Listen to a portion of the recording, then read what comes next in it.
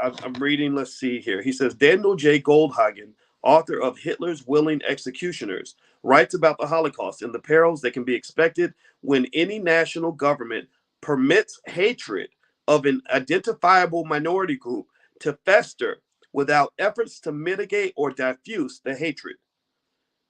When such widespread hatred goes unchecked in society, the targeted minority group is at risk. The racial problem in America continues to exist because some ignore the problem and others simply do not know what to do. It is to the latter group that I address this book.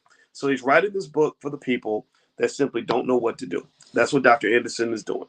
Okay. And so ultimately, what he's basically saying here is that when you're talking about racism in America and racism being unaddressed, you're really dealing with a scenario where black people are in danger because everyone's allowed to hate you and nobody's really stopping that. Okay. So he says in 1994, in my first book, Black Labor, White Wealth, The Search for Power and Economic Justice, I wrote about the structural inequities that became part of our society during slavery and Jim Crow segregation. 7 years after that book was published, these structural inequalities remain unaddressed. Black Labor, White Wealth analyzed the historical relationship between whites and blacks, then tracked how the Western world used laws, policies, and social customs to enrich itself via the unpaid labor of enslaved black Americans. Black Labor, White Wealth documented how legal, political, and economic advantages were passed on to succeeding generations of white Americans. These legacies of white preference effectively maldistributed nearly 100% of this nation's wealth and resources into the hands of the majority society and relegated blacks to a permanently dependent, non-competitive loser status. So let's break that down. He said, but permanently dependent. So let me ask you a question. Give me a yes or no. Do you feel that black people are dependent on whites, or you think we're independent collectively? Okay, permanently dependent, non-competitive. Can we really compete with whites at a high level? Are black people competitive or non-competitive collectively, not individually, collectively? Are we competitive in the sciences? Do we have a company that can rival Tesla on the building of electric cars? Are we building rocket ships to the moon? Do we have a professional sports league that competes with the NFL? Okay, loser status, loser status. So let's think about what that means. Well, think about, let's use the pandemic as an example. Remember in the pandemic, everybody talked about, black people being like sort of the worst off in the pandemic, the worst off economically, the worst off psychologically, the worst off physically, with all the comorbidities kind of landed on us. And to speak to Dr. Anderson's point about inappropriate behavior, I found it very fascinating that right after the pandemic was over, pay attention now, right after the pandemic was over, I saw Amazon, a white owned company, promoting Lizzo's new show called Big Girls. It's Girls is spelled Grrrls. And it's basically Lizzo with a bunch of other morbidly obese women twerking and just acting a fool and doing all kinds of hoish kinds of things. And it's great. It's funny. It's good comedy. It's for everybody's entertainment. And I said, this is really interesting that we're now glorifying obesity again, when just 2 or 3 months ago we were talking about how obesity was killing black people during the pandemic. That is what Dr. Anderson might define as inappropriate behavior. Inappropriate behavior is where you're literally cheering on the activities that are getting you killed. You're cheering on the black male rapper who brags about being a gangster and a perpetual baby daddy, right? And throwing all his money away. Then you cry because black people have no money. You cheer on a record label paying somebody like a Lizzo to do all she can to embarrass and humiliate the black woman to make her look like an obese slut. And and then you wonder why black people are dying during the pandemic. Well, because obesity is a real problem in our community. Diabetes is a real problem. We have a lot of these issues. We eat a lot of that salty, fatty food that's killing us, and we think that obesity is good. Nobody confronts it. So therefore, when people are dying, everybody starts feeling sorry for black people again. So I'm sitting here just trying to say to you, and here's how the mechanism works. So when I bring that point up, when I brought it up 2 years ago, I was vilified by white media. Again, white media didn't ask me what I said. They didn't ask me to elaborate. They didn't interview me. They just said, okay, we're going to shut down. We're going to do our best to shut down the voices of black people that want what's best for the community. And we're going to amplify the voices of black people that want what's worst for the black community. So ultimately, you have a tag team.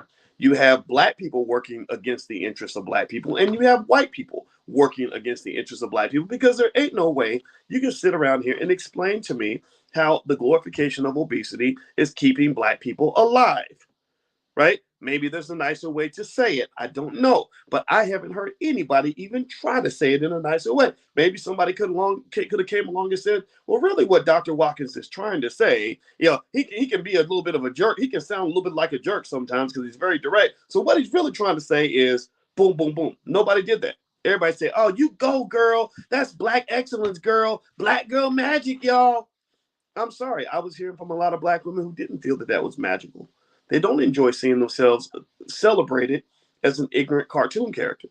They just don't enjoy that, right? So ultimately, I said, it's my job to say these things, but remember that just that one dynamic is a microcosmic example of how so much in society is working against your intellectual, economic, and political progress. Do you understand what I'm saying? When someone tries to really move the needle forward in a positive way, white media, white educational systems, white corporations tend to shut that down because there has been a historical tradition of keeping you in your place. Let me keep reading. In our social democracy, many have forgotten or simply do not know that the Federalist Papers, the foundation of the Constitution, laid out the responsibility of the majority to protect the rights of the minority in a majority rule social democracy. Thus, it is the responsibility of the white majority to protect the rights of the black minority. Not surprisingly, that protection has not occurred. Instead, the white majority has made the black race a permanent, involuntary minority and has systematically denied generations of blacks sufficient means to protect their own rights and compete in mainstream society. Powernomics, the national plan to empower Black America, proposes a plan of action for blacks to create a new, prosperous, and empowered community that builds upon the yet unrealized competitive advantages of Black America. The economic, political, and educational action steps, principles, strategies, and models that are offered in this book are based on analysis of the complex web of racial monopolies and other structural impediments that continue to drive blacks deeper into an underclass structure. They also come from a comparative study of wealth and powerful minority groups that have lifted themselves into competitive positions within the majority society. So when we bring up Jewish people in this space, I want y'all to understand I'm not bringing them up to complain about them. I'm bringing them up to study them. I'm going to bring them up so we can look at the blueprint, because a shout out to that community for knowing how to use education and sovereignty and the power of wealth to have an amount of power that is entirely disproportionate to their percentage in the population. I think that is something we need to study like lab. I mean, we need to study that like little scientists. Like, okay, exactly what did they do here? Seriously, because there is a solution. There is a pathway. You can study Asian culture. You can study Nigerian culture. Now, every culture has its strengths. Even African American culture, we have our strengths too. There are people that study us for our strength, right? So you study those things. That's how you learn how to build the right culture in your family. So let's keep going. The economic, political, and educational action steps, principles, strategies, and models that are offered in this book are based on analysis of the complex web of racial monopolies and other structural impediments that continue to drive blacks deeper into an underclass structure. They also come from a comparative study of wealthy and powerful minority groups that have lifted themselves into competitive positions within the majority society. This book is a plan specifically intended for Black America because no other group will support the elevation of blacks to a position of group prosperity, respect, and competitiveness. So what he's saying right there is stop waiting on white people. Stop thinking white folks are going to save you. Stop going around giving lectures. You got these scholars that run around giving lectures to white people on how to be what do they call it? Anti-racist, how to be an anti-racist or something or whatever. I guess that's okay. I'm not saying that that's bad. I'm not making fun of people, like Kendu Isaacs does that, right? He wrote a whole book about it, and God bless him for that. I mean, he seems like a good guy. I was actually in his book toward the end, and I'm not making fun of him at all. But I'm not trying to talk to them. I'm really trying to talk to you. So maybe we tag team. Kendu, you go talk to them, and you go get your people straight. I'm going to get my people straight. And then that way we can meet in the middle. How about that? So let's keep going. It is not in the best interest of others to help blacks become more competitive. So the basic idea is that's laid out here is that nobody's going to do it for you. They're just not. They might help. You can lay demands on them, right? You can say things like, look, I'm not voting for you unless you show me that you're a true ally by backing a reparations plan, right? There are ways you can do that, right? Put that pressure on them. But at the end of the day, it's going to have to be done by you. And also, it is not natural. It is not in a competitive man's nature to help another man compete with him directly. It's just not typically going to happen. If you and I are fighting over the same piece of chicken and we're both hungry, then we're gonna fight over that piece of chicken. You're gonna have to learn how to fight. Okay. And a lot of your fight was taken out of you. Your fight was replaced by fear. And that was drilled into you during slavery. Let's keep going. Thus, it is up to Black America to pull itself up by its bootstraps. Empowerment will not happen by chance, accident, or wishes. It will require purposeful planning. Powernomics, the national plan to empower Black America, picks up where Black labor, white wealth left off. It presents a conceptual framework and a plan to lead Black America to political and economic self-sufficiency and competitiveness. He says by the year 2005. Okay, so let's scratch that out. About 17 years late on that deadline.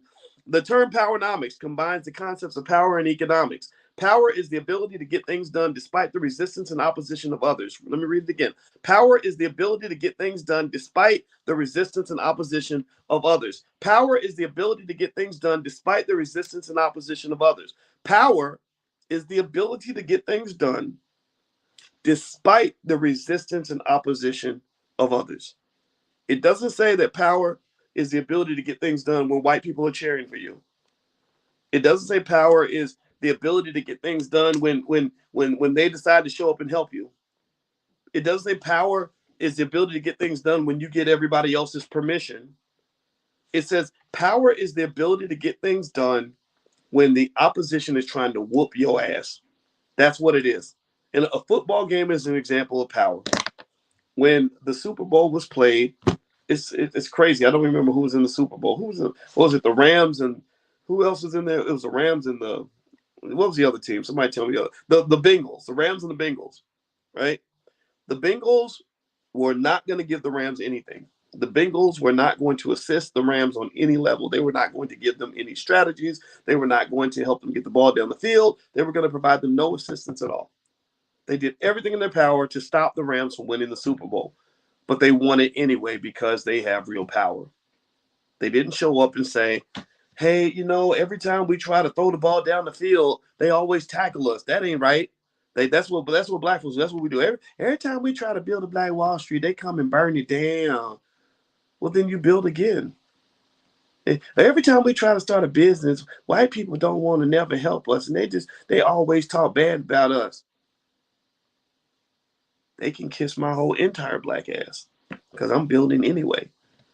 And every time we wanna teach ourselves, they get mad. They get mad because every time we try to educate ourselves and they don't, and they say bad stuff about us and they be hurting our feelings and everything. That doesn't apply. You're not playing the power game. You're not playing the power game. That's not the energy that you need in order to have real power. When you go up the hill shooting, somebody's gonna shoot back. I've told you guys that story about where I had the conversation with that billionaire I told you about, who's a libertarian. He's not Democrat, Republican, none of that. And he checked out the stuff that I was doing. And he said, "Yeah, I like what you're doing for black people. I think it's really great." I said, "Oh, well, thank you, man. I appreciate it." And he said, "Well, one of the things you should understand, and I understood this, but I was listening. I mean, he's a billionaire. He's probably got something good to say." Is he said that when you really confront power, when you run up the hill with your gun out, and you're really fighting the power is going to shoot back. And they're going to shoot back. And you just have to accept that as the game that you've chosen to play. So whenever they do something to stop you or to harm you, crying about it is not going to fix it. Crying about it is only celebrating what they did. It's only letting them know that they're better than you. I mean, imagine if every time the Cincinnati Bengals tackled the Rams, they would say, "Oh, it hurts. You hurt my feelings. You broke my leg and I can't play no more."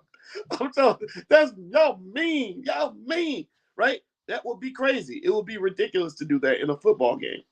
So for us in general, you have to understand that when you play the game of power, people aren't going to like you. People are going to do everything they can to distract you. They're going to call you every kind of N-word imaginable. If you ever want to be called the N-word, then go get rich. If you ever want to be called a nigga, then go get a good education and go kick ass and take names. Go dominate. And then you'll get called every kind of N-word in the book. They're going to call you every name they can come up with so they can distract you and throw you off your game. When you become a threat, believe me, you're going to be every kind of nigga imaginable because they're going to be mad because you're showing up ready to compete. That you will get no sympathy, no support, no handouts, no hand up, no nothing. They're going to sabotage you at every available turn. They're going to play the game as dirty as they possibly can, and you got to get up and keep moving. You must do that. The Vietnam War, I watched an 11-hour documentary about the Vietnam War because my father was in Vietnam, and that's part of what made him into the man that he is now. I call my father the juggernaut because he ain't scared of nothing. He don't stop for nothing. He's a survivor to the fullest. He walked away from heroin. I mean, this man is a strong man. And so I just wanted to study the Vietnam War to understand, like, why were we there? What did my father go through? What was that like? And I remember that they interviewed both sides of the Vietnam War, the Viet Cong in the north and the Viet Minh in the south. And they talked to them 30, 40 years later about what happened during the war. So check this out. Here's one thing that's really interesting that happened during the Vietnam War. Shout out to every veteran that's in here, all the soldiers. I know a lot of soldiers come in this space, and I love every one of you. I have a lot of respect for what you do. So one of the Viet, one thing that they mentioned was that the Americans were so determined to win the Vietnam War. We were so confident that we were going to win that they literally dropped more bombs on northern Vietnam than all the bombs that were dropped on every country in World War II combined.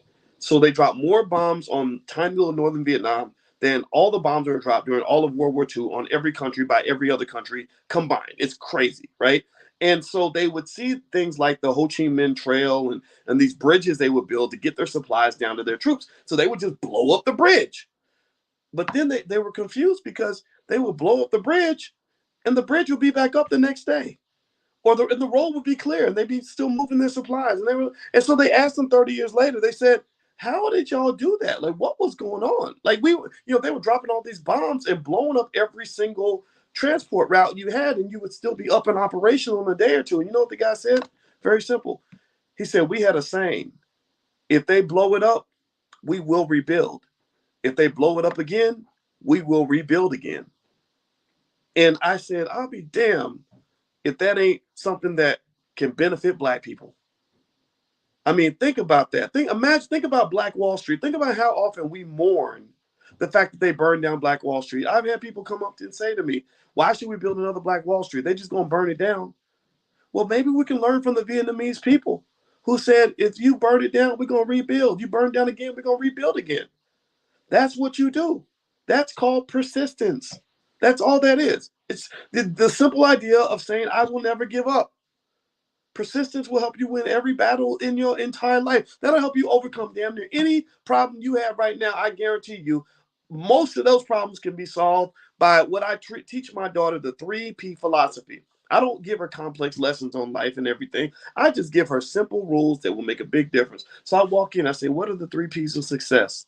She says, practice, preparation, and persistence.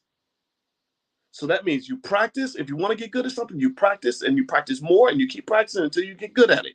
Preparation means that most problems are best solved when you prevent the problem in the first damn place. Preparation, right? If you're dealing with baby mama problems, well, pick a different baby mama. Stop sleeping with raggedy women that just walk by because she got a nice booty, or with some guy just because he bought you a cupcake and a bag of Cheetos. Next thing you know, you raising his baby. You got to think things through. Preparation. Preparation is the key to success. Education. You educate yourself when you're young. You have a good life when you're older. It's not complicated. I said that when I was 19 to my friends and I was in college. I'm like, hey, man, if we don't study, we're not going to have a good life. They're like, no, man, I'm going to go get drunk, man. Let's go get high, man. I'm just sitting, not just chilling, man. I'm just over here chilling. Okay, well, you're going to be, wait till we get about 40 and let's look at how different our lives are, because I'm going to get ready for the future. I'm going to prepare for the future. I'm not making fun of anybody. I'm not putting anybody or anyone on a high horse. I'm not putting myself on a high horse at all. I'm just saying it was simple. 2 + 2 is 4. If you don't prepare, you ain't going to be ready. Seriously, conversations about reacting to bad things that happen are far more interesting to Black people than conversations about preparing for what might happen. Ain't nobody interested in getting prepared for the problem, but everybody's mad when the problem comes home and the chickens come home to roost and the world is kicking you in your ass. Oh my God, this happened. I can't pay the rent. Pookie got shot. Blah, blah, blah, blah. We are the ultimate reactors to everything. We react to everything. So reactive thinking tends to dominate proactive thinking. It's not your fault. A lot of it is driven by the fact that you were trained to be a victim. You were trained to be a victim. Empowered people prepare. Empowered people say, hey, if I get ready, if I stay ready, I don't have to get ready. So I'm going to get ready. So I'm going to be ready. Right? That's what empowered people do. You were not trained to be empowered. You were trained to sit there like, I don't want to read no book, man. I want to get on my iPhone and read, World Star Hip Hop or watch World Star Hip Hop videos or whatever. So you don't prepare. You don't get an education. You don't save your money. You don't want to invest. You don't want to talk about the future. You don't want to make plans. And then when life smacks you upside the head, you're crying about how hard it is to be Black and how hard your life is. Well, you don't go through what I'm going through. You ain't been through what I'm going through. You don't know what it's like to be in my situation. Maybe I do know what it's like to be in your situation, which is why I prepared to not be in your situation. Some of y'all got relatives like that who never ever want to do anything constructive or preparatory for their lives, but yet have every damn problem in the world and then expect you to feel sorry for them. They're waiting around for the sympathy. That's all they got. That's all they got. Well, I'm trying to tell you, just from a simple logical standpoint, the reason that books like Powernomics are great, the reason this is a great book is because he's using a simple word that you don't always hear used as much as it should be in our community. It's called plan. Make a goddamn plan, and then you'll be ready. What is your plan? Ladies, if you meet a man and he wants to take you out and he's looking good, he's driving a nice car, just sit and ask him, like, what is your plan? What is your plan for the next 5 years? What is your 10-year plan? And if it takes him more than 15 seconds to answer, then you got your answer already. That's not the man to be with. The man you want is the man with the plan. If the man ain't got no plan and he's not executing the plan, that man's plan is to create nothing less than complete chaos in your life, because the world comes at you hard when you're not prepared. And also, white supremacy and racism and structural racism in America was carefully planned and designed. Almost everything that was created to harm Black people was designed, it was planned, it was prepared. I read to you all last week or the week before, I don't remember which week it was. I read to y'all 85 laws, just 85 of them. 85 laws that were passed specifically to ensure the containment and the control of Black people. That was just white people making a plan. Now, I'm not sitting there trying to say white people are better, or they're smarter, and nothing like that. No, but they made a plan. They planned all of this. When they gentrified your neighborhood that you grew up in, and they got the dog park and the Whole Foods and the Starbucks, and the little white girls are now in the roughest part of Brooklyn, where only the pimps and the hustlers and the dope dealers are at in the 1980s. Oh, they planned that. That was part of it. They had board meetings and whiteboards and PowerPoint presentations in the 1980s where they said, we're gonna go take over this part of Brooklyn. Brooklyn's mine now. Remember that? Remember Michael Shea said Brooklyn's mine now, right? So basically, the question is, what is your plan? What is your plan? Let's keep going. Reading Powernomics page. We're on Powernomics. We're still in the intro, so we're very early in the book. We finished Black Labor, White Wealth. Again, if you want to get the recordings of all the lectures we did so far, I'm gonna put one in there every week. Every week we do book club. I save all of that. You can go to drboycebookclub.com if you'd like to get copies of all that. And also, we mentioned the convention earlier. If you want to see more and learn more about the All Black National Convention, what we got planned, feel free to go to allblacknationalconvention.com. It's going to be at the end of October in Charlotte, October 28th through the 30th. Okay, so let me get as much out as I can because my voice is going away. All right. The facts and recommendations presented in this book are sometimes stark, bitter medicine because Powernomics is like a strong tonic intended to stir to action and guide those people who are motivated to help Black America in fundamental ways. So remember, Dr. Anderson says here that power is the ability to get things done despite the resistance and opposition of others, not the permission of others, the resistance of others. Economics is the production, distribution, and consumption of goods and wealth. Powernomics then is the ability of Blacks to pool resources and power to produce, distribute, and consume in a way that creates goods and wealth that Black people control. So there's some key words in this sentence. Powernomics then is the ability of Blacks to pool resources and power. So you're pulling together your power and your resources to produce, distribute, and consume in a way that creates goods and wealth that Black people control. So you're not talking about just building a Black Wall Street. You're talking about building a Black owned Wall Street. There's a difference. We spoke about this when I was speaking in Detroit. Those of you who were at the mini conference yesterday know what I'm talking about. A Black Wall Street is a place where Black faces are present and commerce is being done. Well, you've had Black Wall Street since forever. You can go to prison and see a Black Wall Street. You can go to an HBCU and see a Black Wall Street. You can go to a public school system and see a Black Wall Street because there are plenty of Black faces and lots of businesses being done. The problem with those examples, in my view, is that Black people are the commodities in those transactions. We are not the beneficiaries in those transactions. There are lots of companies that have tons of Black employees where most of that wealth is being sucked out of the Black community and sent back to some corporate boardroom in Toronto or something. Popeye's Chicken might be one good example, right? So ultimately, you don't just want a Black Wall Street. You need a Black owned Wall Street where the resources are controlled by Black people and can be utilized in such a way that we're able to bring them back to our community. So ultimately, it's not just skill set, it's also mindset that matters, right? And so skill set is important. We go to school, we learn a lot of things, we got to learn the right skills, how to build and all these other things. But mindset is important because your mindset determines what you're going to do with that skill.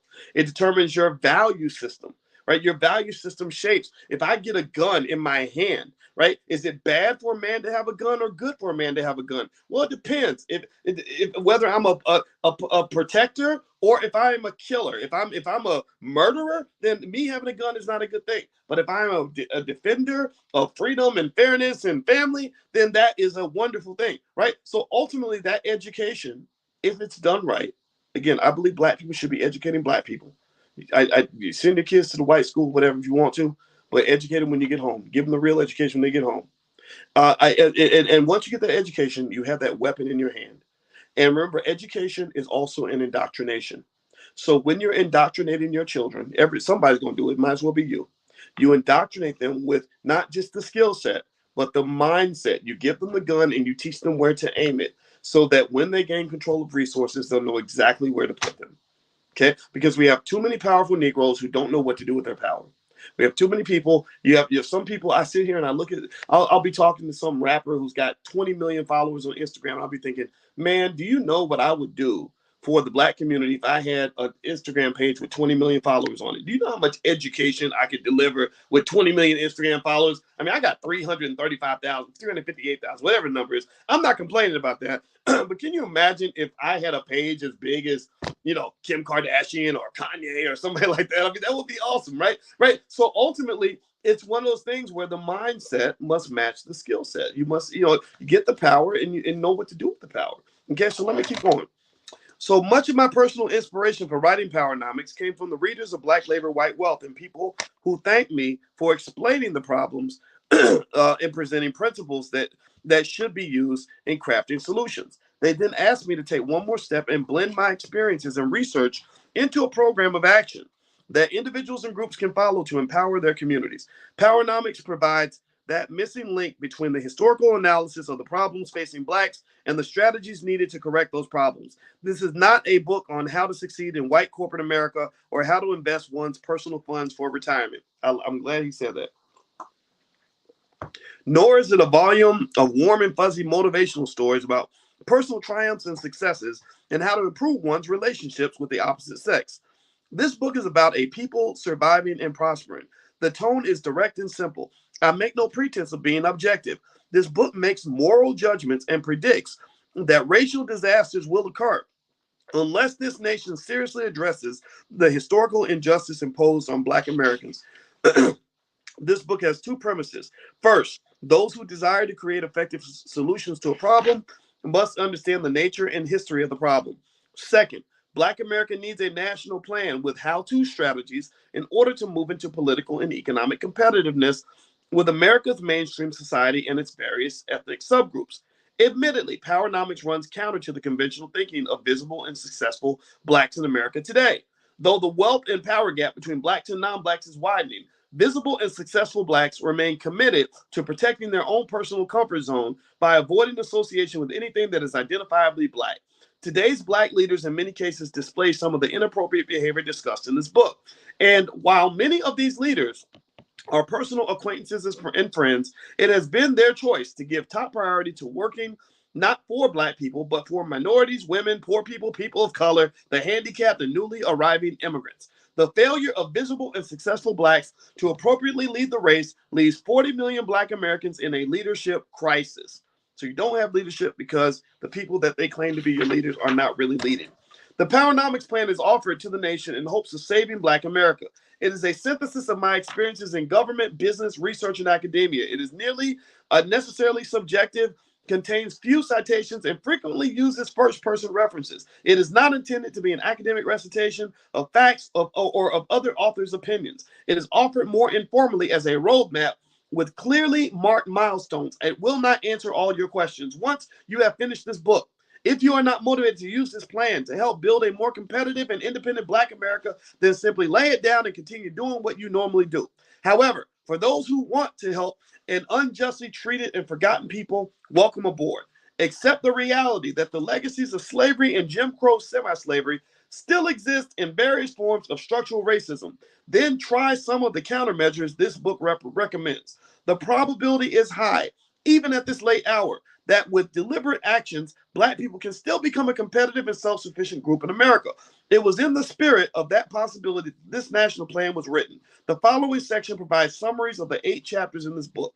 So what I'm going to do is go through some of the summaries of the different chapters so we can get an overview of the book. We're going to start digging into chapter 1 next week, okay? All right. Let me catch my breath. Sorry, my voice. See, I told you guys in the beginning, my voice is kind of leaving me, but I'm gonna keep going because I really want to do this. All right. So the let's see. Oh, by the way, I want to remind everybody this week we're doing an NFT event in the Black Business School. It's totally free. It's Tiala Kidd. Her family's made a lot of money with NFTs, a few $100,000.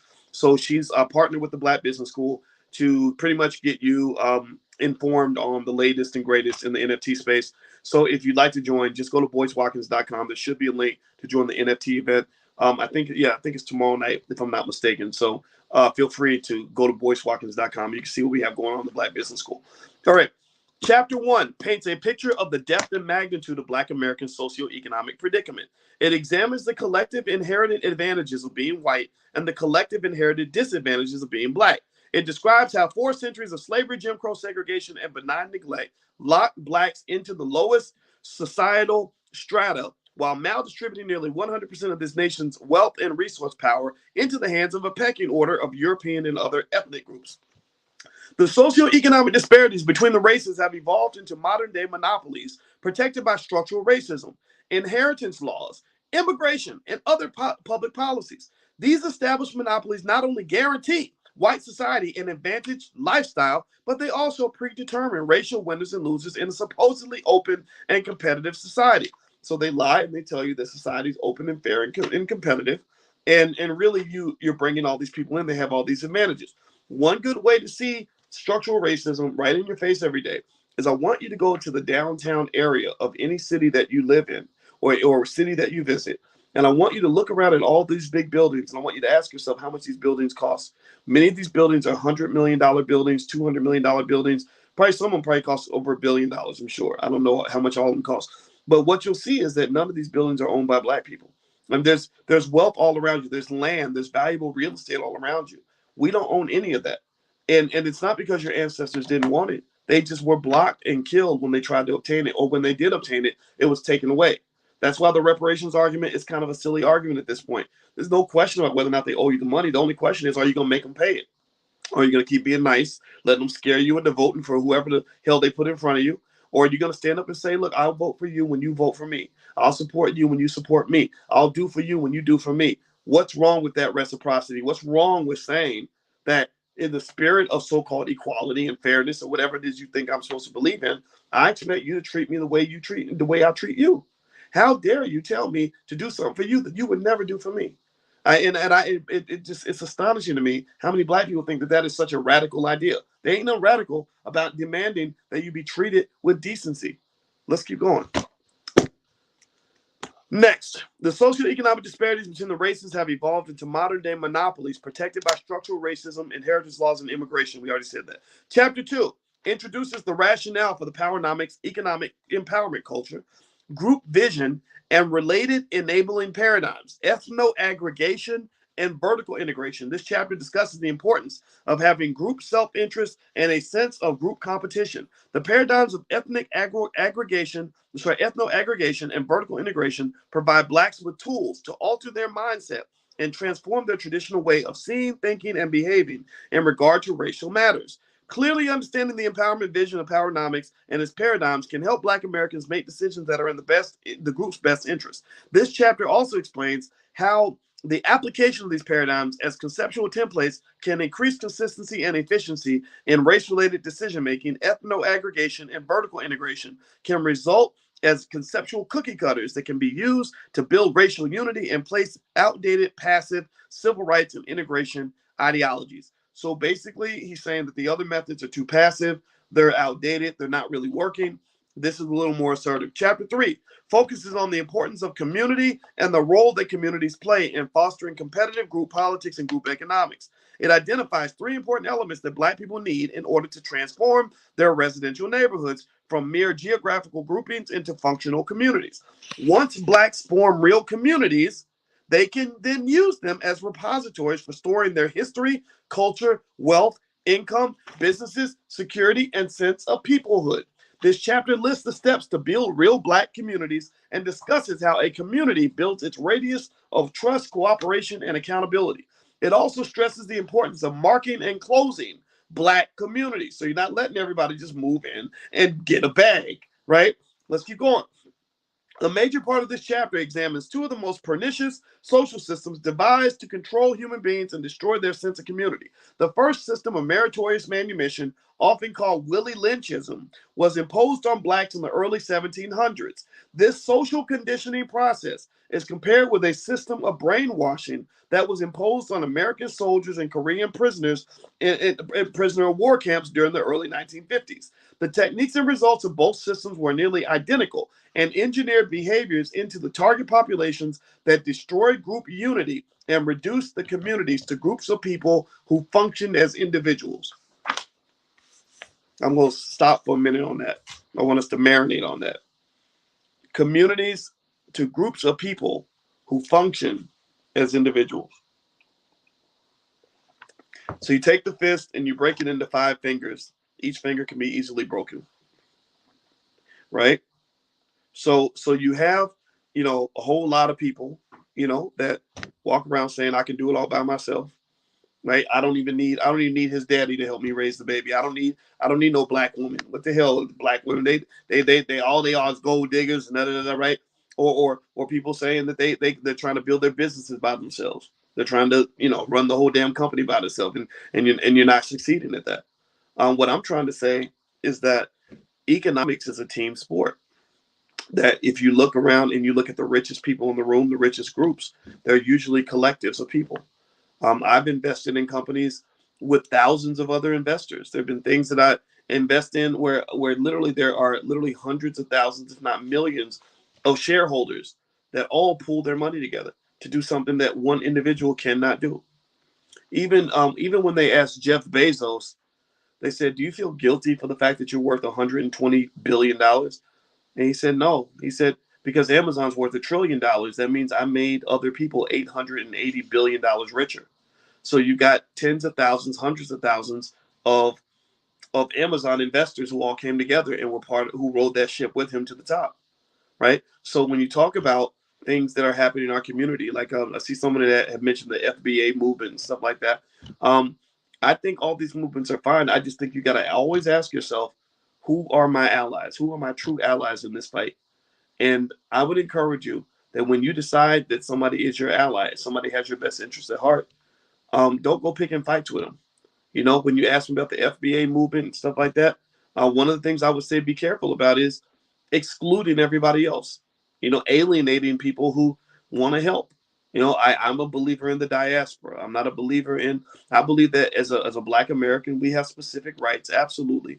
But if you are from Nigeria and you understand why I have a beef with the American government and you support that, well, then guess what? You're my brother too. I'm 1/3 Nigerian. I'm connected to that also, right? So I personally think that you have to really be clear about who your friends are and who your enemies are. But everybody's got to have some friends in your mind, or at some point when you get a chance. Maybe one exercise you can do is make a list of your teammates.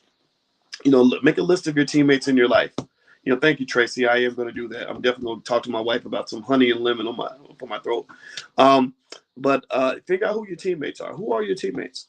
Like if I was writing down my teammates, I say, okay, I got my wife, I have my brother, I have some people that I work with, I have you guys. You all are my teammates, right?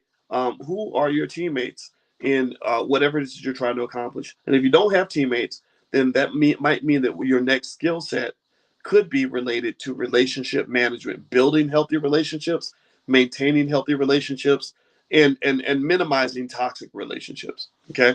All right. So let's move on. Chapter 4 urges change in the traditional role of schools in educating Black children. Specifically, this chapter advises Black Americans to take control of the governance of their neighborhood schools and redesign them around the needs, interests, and goals of Black America. The premise of this chapter is that schools are producing exactly what they were designed to produce: a marginally trained Black laborer capable of taking orders and using his or her physical strength to entertain, enrich, protect, and comfort the majority white society. So the schools are not going to empower you. We've already discussed that. I think you probably heard me say that by now. Since schools were never intended to educate Black children to be self-sufficient, independent, and competitive, this chapter argues that they must begin to receive an education that is reality-based and teaches them to live, work, and compete in a pluralistic society. Black people need to educate Black children. Implementation of the Powernomics National Plan requires that Black Americans educate their youth to use their intellectual resources to help the group. To accomplish this end, schools in Black communities must close down like an automobile assembly factory, getting ready to produce new models, retool, and reopen only after they are ready to accept a new role in which educational goals, curricula, teaching methods, governance, and funding have been crafted in alignment with the National Empowerment Plan for Black America. Black communities must also inspire and demand political changes on a local level regarding the methods of school governance and funding. Thus, this chapter discusses the role that education should play to free new generations of Black minds from the old social conditioning so that Black children can gain the skills, social unity, and human resources to compete with children from all other groups. These schools are throwing Black children away, absolutely throwing them away. Hundreds of thousands of Black kids graduate, can't even can't even do the cash register at McDonald's. They need to see pictures of the food to be able to add up the price. They can't even they can't even read the word Big Mac, right? Can't even add 10 plus 10, right? It's unbelievable. If you ask a lot of kids, one day go to like a recent high school graduate and just say something like, "What is 10% of 200?"